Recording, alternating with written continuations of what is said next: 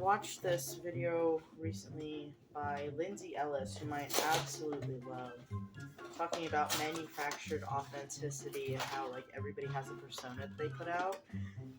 I would say most people. In my case, there are times when I'll censor myself, but like just to the same degree that I would if I'm just talking to my sister or talking to, somebody who cares a little bit more about certain issues than I do. So, okay, because I know people who are extremely compassionate and empathetic to the point that issues that don't even affect them in any way, they would be very sensitive to the language used about it just because they don't want to unknowingly perpetuate a culture where, where certain words are being used and making people feel badly or making people feel microaggressed against. I don't. But me, I'm not super sensitive. There's some things that, yeah, you'll say something, I'll go, what the fuck did you say to me? But for the most part, like, I was very sensitive as a child, and now I'm just like, words exist, people use them. If people, sharks smell blood in the water, if somebody can sense that you're sensitive to something, they're probably going to say it even more. And there have been times when, so there's this one friend, I asked for help commentating something, just a sort of ongoing project, and there were some, like, words that I wouldn't publish, and I said, okay, I'm going to have to alter language here a little bit, and my friend felt upset. She felt she was being, kind of indirectly censored, like she was being told, like, this is what you can and cannot say, and I reflected on it, and I was like, yeah, that probably was not very sensitive of me, like, to her, because I know that she suffers with rejection-sensitive dysphoria as well. Both these people do. Both the one who is very sensitive to other people's issues and then the one who felt like she was being censored. And I'm collaborating with them on the same project, but kind of sometimes at the same time and then sometimes kind of separately. So I did just eventually go ahead and say, you know what, you're right, I should not make you feel like you don't have the right to speak your mind, and since, she says she doesn't care if I don't include something, commentary-wise, I just don't need to tell her about it. And I'm like, that is fair enough. I have this, like, compulsion to be as, forthcoming as possible, which has been to my detriment sometimes, yeah, so, I actually swing very wildly between being extremely forthcoming and then being extremely cagey. So, there are some in-betweens, there are. But I just felt the compulsion to just be 100% honest with her to the point where it kind of would have qualified as brutally, and she let me know she did not appreciate that. And she understood where I was coming from. She's a very compassionate person. But she let me know that it did not feel good to be told I can't include this because this, these words might offend someone else. Like, because my personal belief is that it is extremely difficult to communicate anything if you're constantly having to watch what you say. I got in the habit of self-censoring, and it's not something I recommend. But the reason I do it is because there's an individual I care very much about who has, verbal tics, or, sometimes mental tics that manifest as verbal tics, and doesn't want to risk, like, getting a word stuck in her head that's, like, a bad word, and then saying it. And by bad word, I'm not talking about, like, fuck, cock, shit, anything like that. I'm talking, like, like words that could be considered slurs. You know, words that could be considered hate speech, have been considered hate speech, things like that. And oh boy. There's people have varying perspectives on that. Like, Loki, my husband, is black, and I refer to him as, you know, sometimes I'll refer to him by name, but like nobody believes that's his name. It is. So Loki is black, and he he does not mind if you call him the N-word. He does not care. He does not care if you use that word around him to refer to somebody else. He like has this running joke of giving people permission to use it on like other platforms other than the one where they're communicating with him, you know, in other conversations and stuff. So it's, for him, it's not an issue. He does not care, and he thinks that it's hilarious that people do get offended by that. Actually, one time we got in a, it wasn't like an accident, but like his car bumped someone else's car, because the guy like stopped suddenly on an on-pass, and when they were both on the phone with the police, okay, because the guy was being kind of dramatic, and when Loki was describing the guy to the cops, and he said, well, you know, he's blacker than me, because Loki is, you know, he's mixed, so his skin is a little bit lighter, and the guy just took such offense to that, like, what do you mean blacker than you? You know, it's like, well, buddy, your skin is darker than his. That's like literally all he means by that. He doesn't mean anything derogatory by it. It's literally just, he's describing you.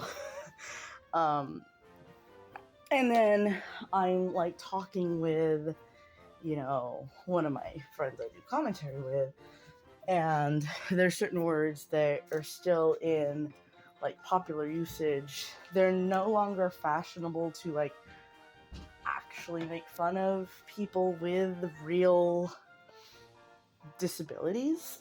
People literally just use them to say you're acting foolish right now, but it's like a little bit stronger than foolish, and she doesn't think anything of it. And honestly, I really don't either. I don't care. You know, people have called me that, and I'm like, I'm 98th percentile. What do you mean? You know? So now, like, she uses that word, and I'll just, you know, go along with it, because it doesn't really offend me. I think I've used it sometimes in side chat, just casually. I have, you know, and she says, like, nobody actually uses that against people with disabilities anymore, because, you know, people actually care about people with disabilities, but we are still going to use it at people who are acting the fool, because, like, you're acting the fool, dude. But we need something, like, stronger to express that. So, yeah, it's like, if you literally have an intellectual disability, I am never going to, you know, call you that. But if you're being a fucking pendejo, yes, I am going to, you know, or at least I won't correct someone else if they do, right? That's another thing. The whole silence equals violence. I'm just like rambling about a whole bunch of topics here. I'm not deboxifying my masks, but I am unwrapping my masks. Oh my god, silence does not equal violence. Shut the fuck up. Okay. You know what? That one has biblical precedent, so I really shouldn't have that opinion, but I do. Oh well, I guess.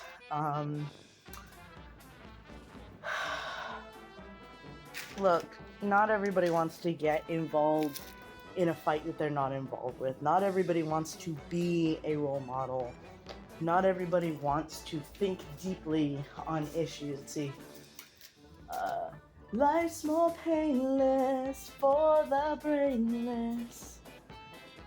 Dancing through life I actually don't know the rest of the song, but it's very poignant in that I feel like people have the right to decide if it's better for their mental health to just obliviously la-di-da and not think about political issues.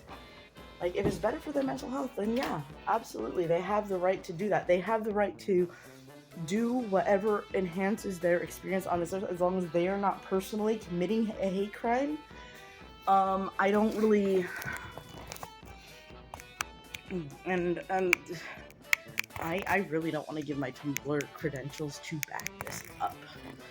Okay, but just like rest assured that I am several like Tumblr label things, okay, that I don't really like bringing up in these kinds of arguments, because it's like, if I have to say that I'm this, that, or the third in order to be taken seriously, then the problem isn't like, I feel like at that point the problem isn't with me. The problem is with whoever just wants to pick a fight that day.